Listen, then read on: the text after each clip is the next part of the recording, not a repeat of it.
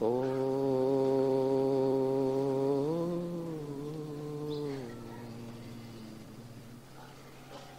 मंगलमय मंगलकरण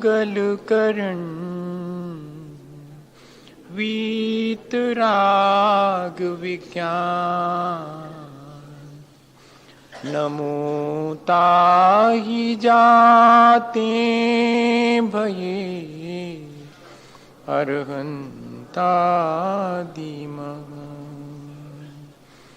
जो विद्यादि सागर सुधी जो विद्यादि सागर सुधी गुरु हैं हितैषी शुद्धात्म में निरत नित्य हितोपदेशी वे पाप ग्रीष्म ऋतु में जल हैं सयाने पूजूं उन्हें सतत केवल ज्ञान पाने पूजूं उन्हें सतत केवल ज्ञान पाने। बोलिए भगवान महावीर स्वामी की, 10 लक्षण महापर्व की, आचार्य कुंद कुंद स्वामी की, आचार्य गुरुवर विद्यासागर मुनि महाराज की।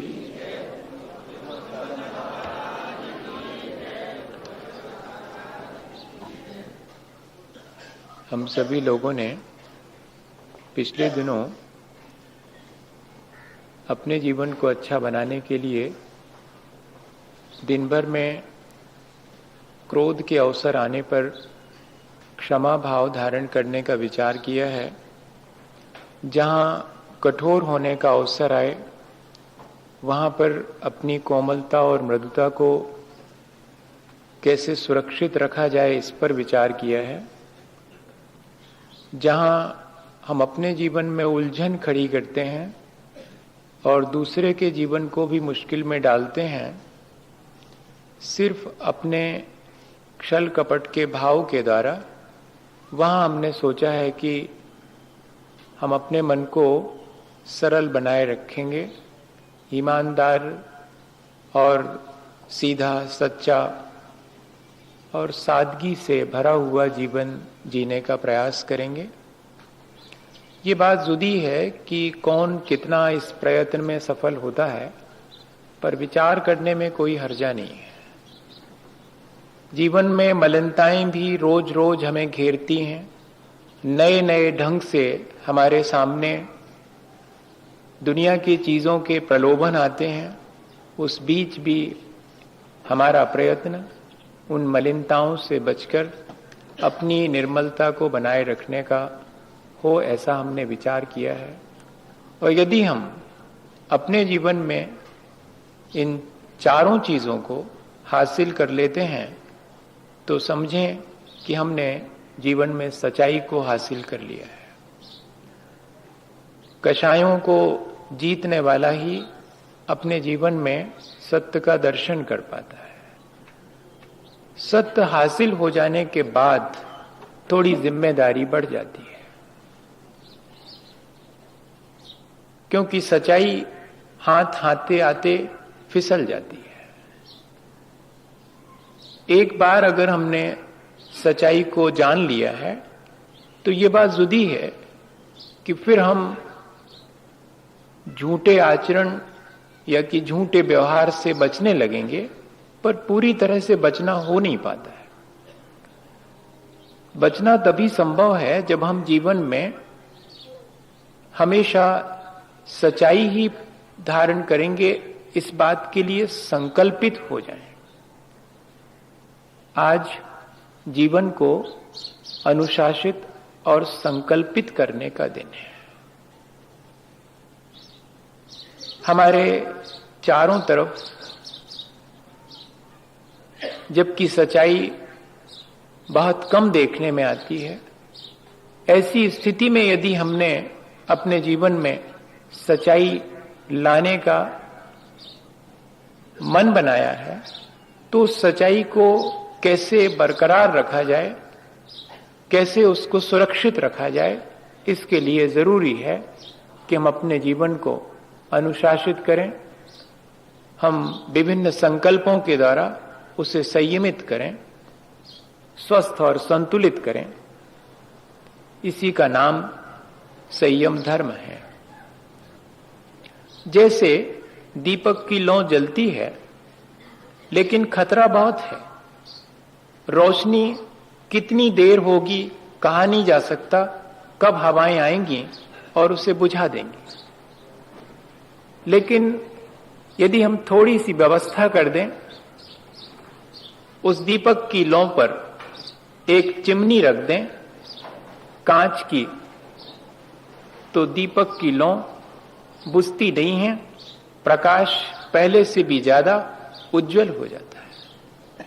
ठीक ऐसे ही यदि हमने सत्य की ज्योति अपने जीवन में हासिल कर ली है, तो हमारा दायित्व है, हमारा कर्तव्य है कि हम संयम की एक चिमनी भी उसके ऊपर रखें, जिससे कि वो सच्चाई की ज्योति कभी बुझ ना पाए।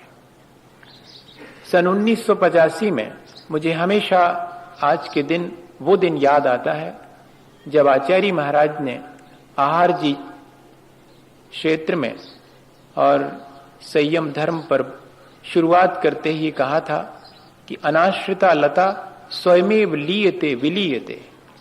एक बेल या की लता ऊंचाई छूना चाहे तो उससे किसी वृक्ष का या किसी लकड़ी का सहारा लेना जरूरी है। वो उसके सहारे धीरे धीरे ऊपर बढ़ती चली जाती है, और कुशल माली हो अगर बगीचे का, तो वो उस लता को जो कि वृक्ष पर या कि किसी लकड़ी के सहारे ऊंची बढ़ रही है, हल्का सा बंधन भी उसमें डाल देता है, जिससे कि वो धीरे धीरे तेजी से ऊपर बढ़ने लगती है। लगता ऐसा है कि ये बंधन उसके बढ़ने में बाधक बन जाएगा, और लकड़ी क्या जरूरत है, क्या लकड़ी से उसे उसकी जड़ों में कुछ मदद मिलती है सुदृढ़ होने में? न लकड़ी से उसकी जड़ों के लिए सुदृढ़ता मिलती है, न कि बंधन से उसका ऊपर बढ़ना रुकता है। वे दोनों तो, चाहे वो बंधन हो चाहे वो लकड़ी का सहारा हो, उसे ऊंचे उठने के लिए मदद करते हैं। संयम भी बंधन जैसा मालूम पड़ता है कि ये करें ये नहीं करें, अरे ऐसा क्यों, जो करना हो वो क्यों ना करें, हम क्यों बंधन में बंधें, हम क्यों कोई सौगंध लें, क्या बिना उसके नहीं जिया जा सकता? भैया जिया तो जा सकता है, जी भी रहे हैं सब बिना किसी संकल्प के, बिना किसी अपने जीवन में कोई नियम लिए हुए। तो हमारा जीवन कितना ऊंचा उठा है ये हम सब जानते हैं। जीवन को ऊंचा उठाना है, जीवन को अच्छा बनाना है, तो ऐसा बंधन जो कि जीवन को ऊंचा उठाने वाला बंधन है, दुनिया के सारे संबंध सारे बंधन जीवन को ऊंचा उठाने वाले नहीं हैं, वे सब जीवन के पतन के हैं। लेकिन संयम का बंधन बंधन होते हुए भी जीवन को ऊंचे उठाने में मदद करता है। नदी बहती है और अगर उसके दोनों किनारे मजबूत ना हो तो वो नदी यहां वहां फैल करके नष्ट हो जाती है, अपने गंतव्य तक नहीं पहुंच सकती।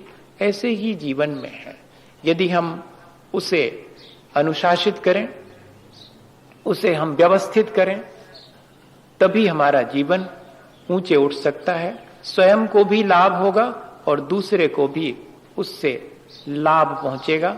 अनुशासन बहुत प्रकार का हम अपने जीवन में अपना लेते हैं। भय की वजह से भी हम कहीं कहीं अनुशासित हो जाते हैं, और कभी हमारा स्वार्थ सदता है तब भी हम अनुशासित हो जाते हैं। कभी हम अपने शरीर के स्वास्थ्य की रक्षा के लिए भी अपने जीवन में बहुत से अनुशासन अंगीकार कर लेते हैं। लेकिन ये सारे अनुशासन जीवन को ऊंचा नहीं उठाते, आत्मानुशासन ही जीवन को ऊंचा उठाता है। इसलिए संयम के मायने सिर्फ अनुशासन नहीं है, आत्मानुशासन है, आत्मनियंत्रण है। हम वे सब चीजें जो अपने शरीर के सुरक्षा के लिए करते हैं, यदि वही चीज इस दृष्टि से करें कि इससे मेरे आत्मा का उत्थान होगा, तब वह अनुशासन वास्तविक कहलाएगा। जो चीजें हम भयवश नहीं करते हैं, उन्हीं चीजों को यदि हम अपने आत्म कल्याण की दृष्टि से त्याग कर दें और उन चीजों से अपने को बचा करके अपने को नियंत्रित रख लें, तब वही आत्मानुशासन कहलाएगा। और कोई विशेष बात नहीं है। दृष्टि यदि हमारे आत्म उत्थान की है तो अपने ऊपर लगाए गए सारे अंकुश हमें ऊंचा उठाते हैं। दूसरे के द्वारा लगाए गए अंकुश कभी किसी को ऊंचा नहीं उठाते। व्यक्ति स्वयं अपने ऊपर अंकुश लगा ले, अपने को अनुशासित कर ले, तो वो अनुशासन उसके जीवन को ऊंचे उठाने में मदद करता है। संयम के मायने हैं जीवन को अनुशासित करना। और दूसरी चीज, संयम के मायने हैं अपनी संकल्प शक्ति को, अपने विल पावर को बढ़ाना। आज नई पीढ़ी की शिकायत है कि हमें अपने ऊपर विश्वास नहीं है, हमारा आत्मविश्वास कम हो गया है, हमारी संकल्प शक्ति क्यों कम होती जा रही? कम होगी क्यों नहीं? क्योंकि हमने अपने जीवन को संयमित करने का प्रयत्न ही नहीं किया है। हम अपने जीवन को संयमित करें तो मानिएगा हमारी संकल्प शक्ति बढ़ेगी। जिसकी संकल्प शक्ति जितनी अधिक होती है वो उतना ही अपने जीवन को संयमित कर लेता है, और जो अपने जीवन को संयमित नहीं कर पाता, इसके मायने हैं कि उसकी अपनी संकल्प शक्ति बहुत कमजोर है। सौगंध ले लेने के लिए बहुत साहस चाहिए। जीवन भर के लिए कोई नियम में अपने आप को, स्वयं को, दूसरे के द्वारा नहीं बांधा जा रहा, स्वयं को, अपने को किसी मर्यादा में और बांध लेने के लिए, संकल्पित होने के लिए बहुत साहस चाहिए। और ये साहस यदि हम जुटा लेते हैं तो हमारा जीवन ऐसे संकल्पों से, ऐसे नियंत्रण से धीरे धीरे ऊंचे उठता है और आत्मविश्वास बढ़ता चला जाता है। आचार्य शांति सागर जी चारित चक्रवर्ती, उनके जीवन का एक संस्मरण है, मैंने कहीं सुना या पढ़ा था कि जब उनके पास दो लोग आए और उनसे बहुत तर्क वितर्क किया उन्होंने कि क्या क्या जरूरी है कि हम सौगंध लें तभी काम बनेगा, और क्या जरूरी है कि आपके जैसे और हम नग्न हों और इतनी साधना और तपस्या करें तभी जीवन अच्छा बनेगा? क्या कपड़े पहले पहने साधना नहीं की जा सकती? क्या बिना किसी चीज को छोड़े हुए और अपने जीवन को ऊंचा नहीं उठाया जा सकता? ऐसी बहुत सारी तर्क वितर्क आचार्य महाराज से करी। महाराज तो शांति से सुनते रहे, आधे घंटे तक सुनते रहे। अब क्या जवाब दें जब सामने वाला अपने ही तर्क देता चला जा रहा है? जब उनके पास सारे तर्क खत्म हो गए, बोले महाराज कुछ तो कहो। तो उन्होंने कहा भैया एक बात पूछें हम। पूछो महाराज। ये बताओ कि हम कोई पेड़ लगावें और हमें नहीं मालूम कि किस चीज का वो पेड़ है। हमने आम का बीज बोया है तो उसमें काय का पेड़ लगेगा भैया? काय का लगेगा। किसी को मालूम भी हो चाहे नहीं हो, अगर आपने आम का बीज बोया है तो आम का पेड़ लगेगा उसमें। अच्छा, जब उसमें आम के फल नहीं लगे हैं तब भी वो आम का पेड़ कहलाएगा? ये तो बिल्कुल कहलाएगा। अरे उसमें फल तो लगे ही नहीं, आपने कैसे कह दिया? अरे उसमें फल लगेंगे इसलिए कह दिया कि वो आम का पेड़ है, उसमें ही आम के पेड़ लगेंगे, आम के फल जिसमें लगेंगे वही आम का पेड़ है। हमें भी तुमसे यही कहना है कि हमने तो ये विश्वास किया है कि जब भी मोक्ष का फल लगेगा तो इसी में लगेगा। हमें ऐसा विश्वास है, हमारा ऐसा दृढ़ संकल्प है। अब अभी भले ही नहीं मोक्ष हो रहा हो, लेकिन जब होगा तब इसी वेश से, इसी संयम के द्वारा होगा। क्योंकि जिस बिना नहीं जिन राज सीझे तू रुलो जग कीच में। इसके बिना तो जिनेंद्र भगवान भी इस वेश को धारण किए बिना, संयम के वेश को धारण किए बिना और इस संसार से पार नहीं हो पाए। ये मेरा आत्मविश्वास है, ऐसा मेरा दृढ़ संकल्प है। अब चाहो तो इसमें अभी फल लगे या ना लगे, पर मैं तो इसी में विश्वास रख के और अपनी साधना करता हूं, बताइएगा क्या ऐसा दृढ़ संकल्प और जैसा आत्मविश्वास हमारे भीतर है? कैसे आएगा? आएगा तभी जब हम अपने जीवन में इस तरह के संयम को अपनी स्वेच्छा से अंगीकार करेंगे। और संयम से क्या होता है? हमारे पुराने संस्कारों का परिमार्जन होता है। हमारे भीतर जो असंयम के, जो असावधानी के, जो लापरवाही के, जो अव्यवस्थित जीवन जीने के संस्कार पड़े हुए हैं, वे सब व्यवस्थित और परिमार्जित हो जाते हैं। ये संयम का काम है, संस्कारों को परिमार्जित करने का। भर्तृहरि का उदाहरण सभी लोग जानते हैं। वे विरक्त हो गए और विरक्त होकर के जंगल में साधना करने लगे। एक दिन ध्यान में लीन थे, आंख खोली तो सामने दिखाई पड़ा कि हीरा पड़ा हुआ है, चमकता हुआ हीरा पड़ा। एक क्षण को तो मन डोल गया कि इतना वेस्ट जानते थे, हीरे की कीमत जानते थे, अपार संपत्ति और वैभव को छोड़ करके आए थे। एक क्षण को मन में आया कि मेरे उस वैभव में अगर ये हीरा और मेरे पास उन दिनों होता तो मैं सबसे ज्यादा समृद्धिशाली होता। एक क्षण को मन डोल गया, मुनि होने के बावजूद भी। लेकिन अगले क्षण क्या देखते हैं कि एक घुड़सवार इधर से आया और एक घुड़सवार इधर से आया और दोनों की नजर हीरे पर पड़ी और दोनों की तलवारें निकल गईं। पलक झपकते ही वो कह रहा है कि मैंने पहले देखा इसलिए मेरा है, वो कह रहा है कि मैंने पहले देखा इसलिए मेरा है। और देर नहीं लगी और दोनों के सिर जमीन पर पड़े हैं, हीरा ज्यों का त्यों पड़ा। मुस्कुरा करके फिर से ध्यान में लीन हो गए कि अगर मेरा भी जैसा मन डोल गया था, अगर मैं भी अगर चूक गया होता तो यही मेरी भी दशा होने वाली थी। ये संस्कारों की प्रबलता हमारे अपने संयम से आसानी से हम तोड़ सकते हैं। कितना भी संसार का संस्कार क्यों ना हो, कितना भी बुरा संस्कार क्यों ना हो, यदि हम संकल्पित हो जाते हैं, यदि हम अपने जीवन में व्रत नियम और संयम को धारण कर लेते हैं, तो हमारे बुरे संस्कार धीरे धीरे नष्ट होना शुरू हो जाते हैं। संयम एक तरह का स्वस्थ और संतुलित जीवन है। क्या खाना, कैसे खाना, कब खाना, क्या सोचना, क्या करना, क्या नहीं करना। आचार्य भगवंतों ने इतनी ही परिभाषा बनाई कि इदम कर्तव्यम, इदम ना कर्तव्यम, इदम आचरणीयम, इदम ना आचरणीयम इति प्रतिज्ञाएं। और दूसरी परिभाषा बनाते हैं कि व्रत और समिति का पालन करना, अपने मन, वचन और इंद्रियों को संयमित कर लेना, नियमित कर लेना, नियंत्रित कर लेना, इसी का नाम संयम धर्म है। हमारे जीवन में अगर स्वास्थ्य और संतुलन ना हो तो हमारा जीवन क्या श्रेष्ठ कहलाएगा? कौन व्यक्ति है जो कि अस्वस्थ होकर के जीवन जीना चाहेगा? कौन व्यक्ति है जो कि असंतुलित होकर के जीवन जीना चाहेगा? सब चाहते हैं कि मैं स्वस्थ और संतुलित होकर के जीवन जीऊं। उसके लिए जरूरी है, स्वस्थ और संतुलित जीवन के लिए संयम जरूरी है।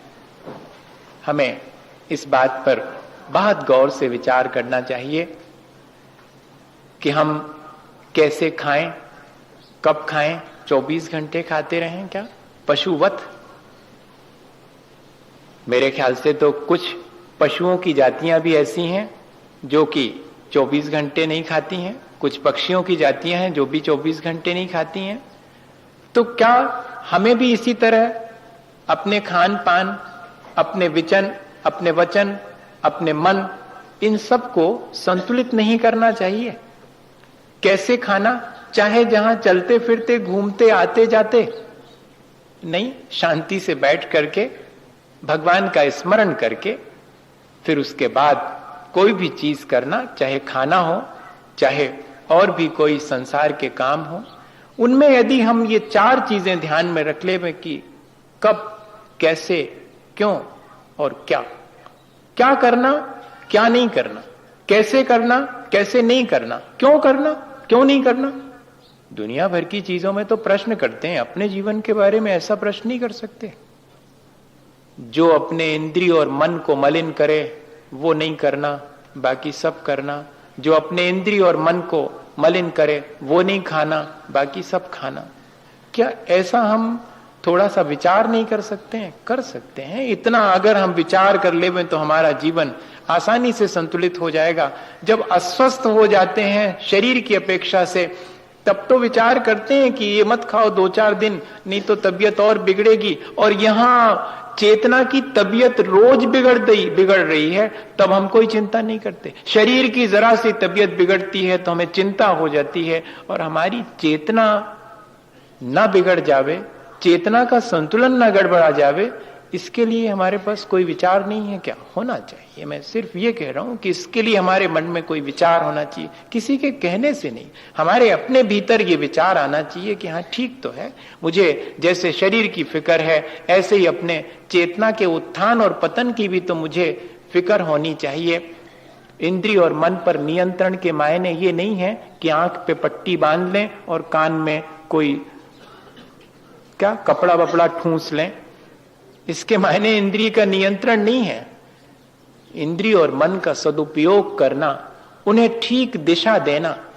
इंद्रियां तो घोड़े के समान हैं और घोड़े की सवारी बहुत अच्छी मानी जाती है। और घोड़ा तेज तर्राट और चपल होना चाहिए। ऐसे कैसे कि मरियल घोड़ा हो?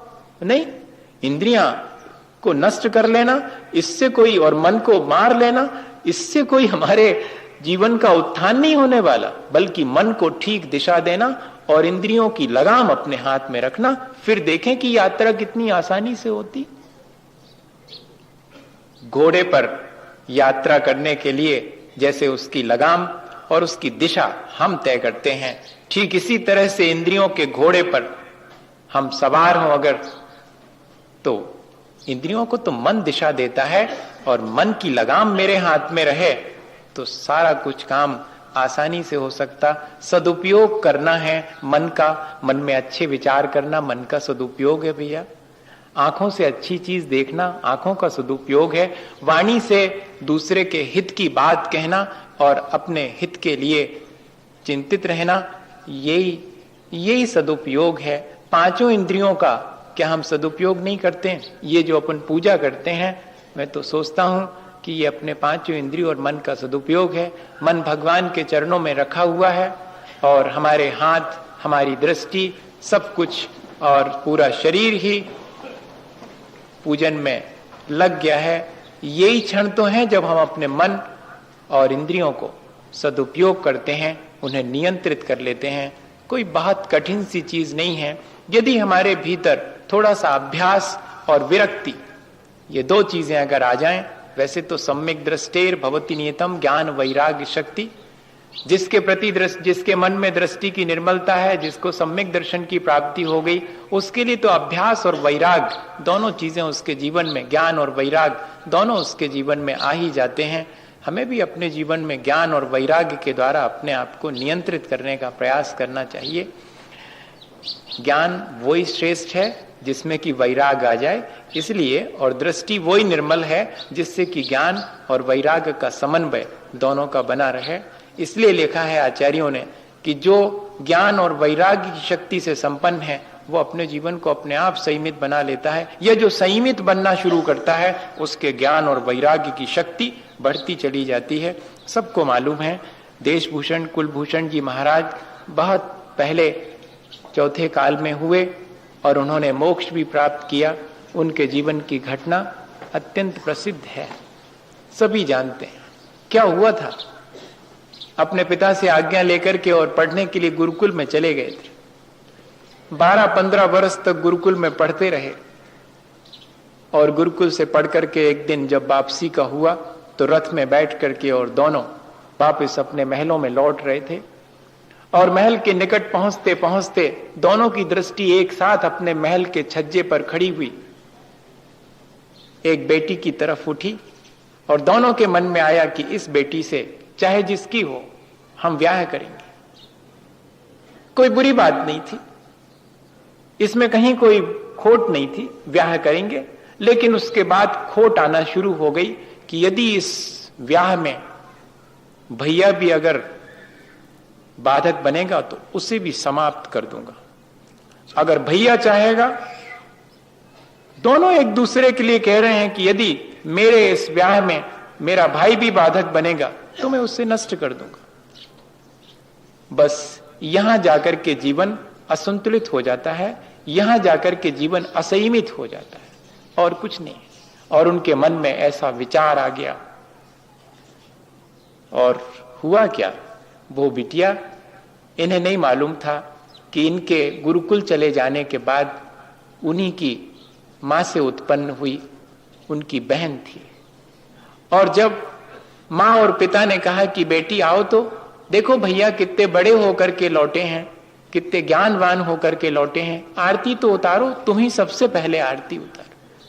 और उसी बिटिया ने जब भैया की आरती उतारने के लिए आगे बढ़ी तो दोनों एक क्षण के लिए दंग रह गए और मन हाहाकार कर उठा, बोध जागृत हो गया और अपने हाथ से किरीट उतार करके नीचे फेंक दिया, सारा आभूषण वस्त्र उतार कर नीचे फेंक दिए और रथ से नीचे उतरकर सबसे क्षमा याचना करके जंगल की राह, सच्ची घटना है ये, जंगल की राह चले गए थे। लोगों ने कहा कि ऐसा क्या हुआ, तो उन्होंने कहा धिक्कार है इस मन को जिस पर इतना भी नियंत्रण नहीं है कि वो भला और बुरा ना पहचान सके, इतना भी विवेक नहीं है कि अपने और पराये को पहचान सके। इतनी अधिक अनियंत्रित जिंदगी तो मुझे, इतनी लापरवाही से जीना तो पसंद नहीं है जो विवेक ही ना कर सके। अब मुझे बोध जागृत हो गया, अपनी ही बहन पर मेरी दृष्टि अगर विकृत हो सकती है तो फिर मेरे अपने मन पर क्या नियंत्रण है। ऐसे मन को तो मैं जीत करके ही रहूंगा, ऐसे मन को तो दिशा दे के ही रहूंगा, ऐसे जीवन को दिशा दे के रहूंगा। यदि हम एक बार ये तय कर लेवें कि अपने मन को, अपनी इंद्री को, अपनी वाणी को, अपने पूरे जीवन को मुझे एक दिशा देनी है, नियंत्रित करना है, अनुशासित करना है, तो हमारा जीवन आज जरूर संतुलित और नियंत्रित और स्वस्थ होगा, संयमित होगा। इसी भावना के साथ कि हम अपने जीवन में संयम हासिल करें और अपने जीवन को निरंतर ऊंचा उठाएं। बोलिए आचार्य गुरुवर विद्यासागर मुनि महाराज।